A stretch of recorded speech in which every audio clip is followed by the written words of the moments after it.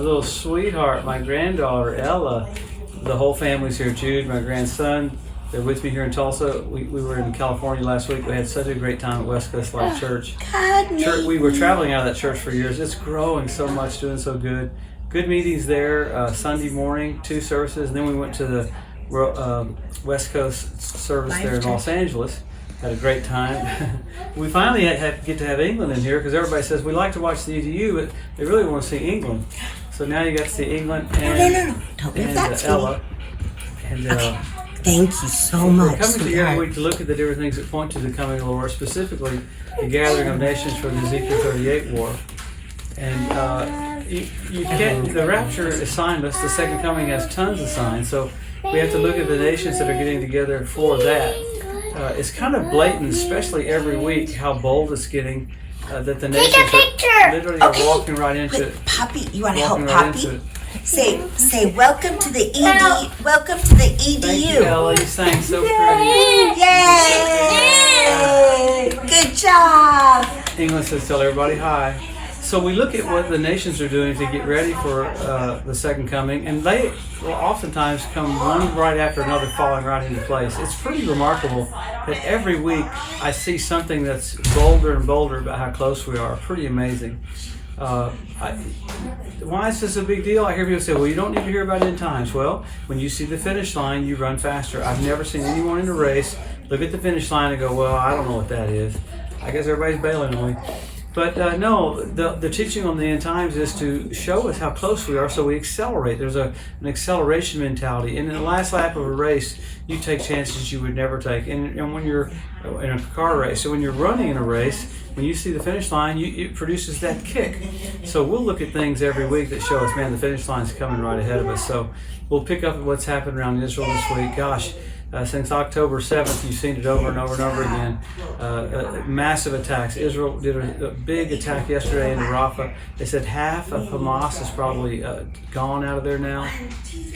Israel's allowed an aid convoy to come down through the middle of the area so they can make it. So that's being done by Israel.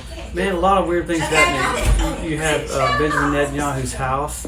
Thousands of protesters coming to Benjamin Netanyahu's house.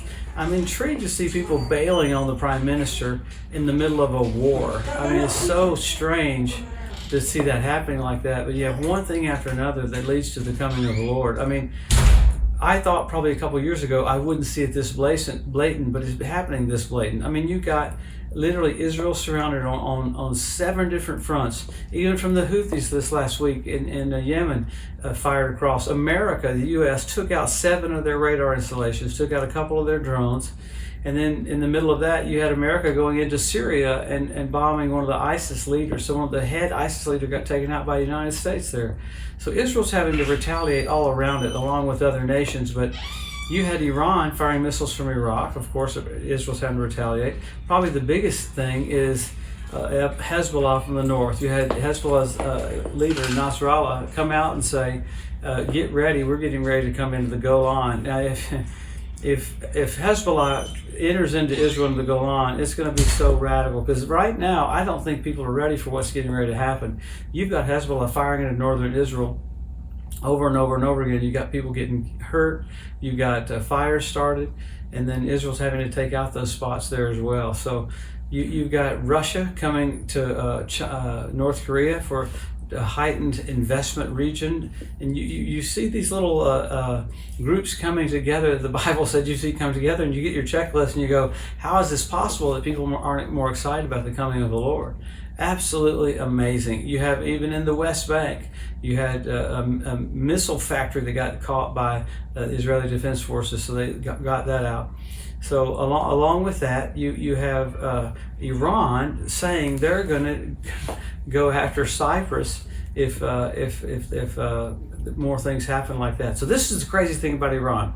You had this week International Atomic Energy Agency saying that Iran is adding so many centrifuges rapidly, and they're adding cascades. It looks like they in Fordau, one of the Fordau and Natanz were the two that got added to, but there were 6 cascades of centrifuges, and those are clusters of centrifuges that they've added brand new technology to speed these things up. And then when you have in Natanz, it looks like they were going to add 18 clusters of centrifuges. So there's a whole ratcheted effort to see Iran get a brand new nuclear weapon. I would say in the future, you're going to see some really massive cyber attacks from Israel against Iran.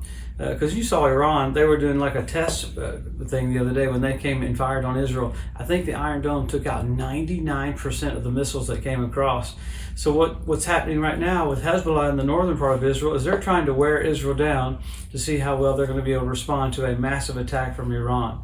So you've got the verbiage of all these things happening right now, seemingly like every single one of them talking about the next thing is Israel's going to have to go ballistic with Hezbollah. Now that's just kind of sad because that's all the way up into Lebanon, and there's no telling what can happen out of there. Because you've got completely surrounded Israel. You got Egypt that attacked some of Israel's forces. You have Hezbollah from the north, Hamas from the southwest, and you have the Yemen. You have the Houthis there. One of the ships got attacked, and the people that were on the ship were basically protecting themselves and fighting with those Iranian terrorists. So it's one thing after another. I mean, it's pretty. It would be interesting if one little single thing, but if you look at the whole group together, you've got the players ready for what's going to happen after the tribulation period. So Jesus is coming so soon. Wow, isn't that amazing? The King's coming, the head of the church, the author of life coming back to the earth. So after we go through all the things that are happening around Israel, the behind the scenes things that are happening with the government, people attacking Netanyahu kind of freaks me out. But besides all those hidden behind the things, we always go to the scriptures because the scripture is super clear about where we are. And I hear people say all the time, well, you can't tell when the Lord's coming back. You can look at about 80 signs that show us how close we are. So, number 1, Israel made a nation. Number 2, Jerusalem won back. After that, you got the Hebrew language restored. Then you got the Ethiopian Jews brought back. You got the fertility of the land of Israel. You got the revival of the Roman Empire. You have their Capitol building in Strasbourg, France. It looks looks identical to the Tower of Babel. I mean, bizarre. You have the things out in front of the building that are molecules of iron and clay amplified. So you have those signs. You have men will be lovers themselves who have selfie sticks. You have animals in position. You have foxes on the Temple Mount. Absolutely crazy. If fish show up in the Dead Sea, that was prophesied 2,700 years ago. You had the Dead Sea turn blood red where Sodom and Gomorrah was on the Day of Atonement. Absolutely remarkable. So then you have that. You've got Russia going into the Ukraine, Russia going into Crimea. That's a huge sign because you see that happening. Then when you see the alliances with China and with the alliances with Russia, you see all these things that are going to be happening right before he returns. So massive, massive amounts of signs. Probably my favorite one is predatory birds. You have 172 different species of predatory birds in Israel right now, which right after the rapture of the church, you got the Ezekiel 38 war, and God calls on the fowl of the air to clean the land up. 7 years later, at the Battle of Armageddon, God calls on the fowl of the air to clean the land up again. So you have all these blatant, radical, clear signs. You have Russia build the archway for Baal worship in Palmyra. That's a pretty big deal because that's where the Tower of Babel was. You had Bishop Malachi on the History Channel. This bishop from the year 1129 AD. He had a vision of every pope's coat of arms that would last all the way up in the tribulation. He got 114 right out of 114. That's absolutely remarkable. To the point the History Channel said that only a God could do that. That's statistically impossible. How perfect is that? So you have that, and what pope do we have right now? 114th, that's the one we have. So these are some pretty radical signs, sign after sign after sign after sign. Once you get into it, there were different shows I was on that were fact-checking me while I was giving signs out. And I said, hey, you're fact-checking me while I'm giving these signs out. They said, absolutely, because we don't want stuff that's not true. It's flawlessly true. All these things are coming together at one time, one generation. After the signs, you have signals. The Bible said the planets would be for signals for us. So the signals that you have blood red winds on Passover and Tabernacles. You had 4 in a row. When's the last time you had 4 in a row? Last time was 1967 when Jerusalem was won back. 1948 when Israel was made a nation. 1492 at the Edict of Expulsion when the Jews were kicked out of Spain. So absolutely remarkable to have those happening all at the same time that you have these tetrads, you have blood red moons. After that, though, you have the Bethlehem star. What was that? Jupiter, Regulus, and Venus coming together at the birth of Jesus. The constellation was Virgo. It's pretty wild that you even had Jupiter and Regulus. Regulus did retrograde motion and crowned Jupiter. So you have all those things happening at the first coming of the Lord, with the constellations being exact. So this last year, NBC Nightly News said we have a celestial event. We've got Jupiter, Regulus, Venus all coming together. Pretty remarkable. When's the last time that it happened like that? The constellation this time was Leo. He's the lion of the tribe of Judah. Wow. So all this means is, Jesus said, lift up your heads. In other words, don't be downtrodden. When you see all these things come to pass, you want to get excited. So all of this is about great joy. He loves you so much. See, England even realizes how much He loves you.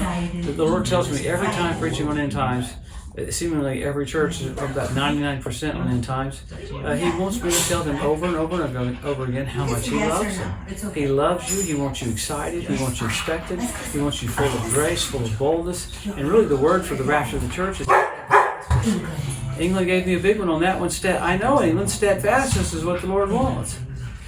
So we have all these things happening. What do? Help our local church, help our local pastor. We be engaged, we get involved. We absolutely want to push to get as many people saved as we can because we're so remarkably close to the coming of the Lord. Everything that's happening is showing the world exactly what the Bible said would happen just before the coming of the Lord. We have a special visitor right now. Come on, Jude. Come here, Jude. We had Ella first. Yay. Jude, say hi to everybody on the end of today's update. Say hi. Come here, baby. He's the guy right here. Oh, here's the handsome guy. We had Ella, now we have Jude. Now, of course, England wants to be involved, of course. Listen, have a great week. Good to see you next week. And English baby said, England, Jesus is coming so soon. Let's be bold. Let's go for it. And can't wait to see you next week. God Say, bless. Jesus is coming soon.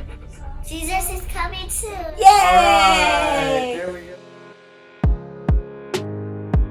Thanks for joining us today at the End of Days Update. If you'd like to be notified every time there's a new post, just go to the edu at josephmorris.com and subscribe to receive email alerts. If these posts and updates have been a blessing to you, please consider making a one-time donation to help get the message out, or even becoming a monthly partner with Joseph Morris Ministries.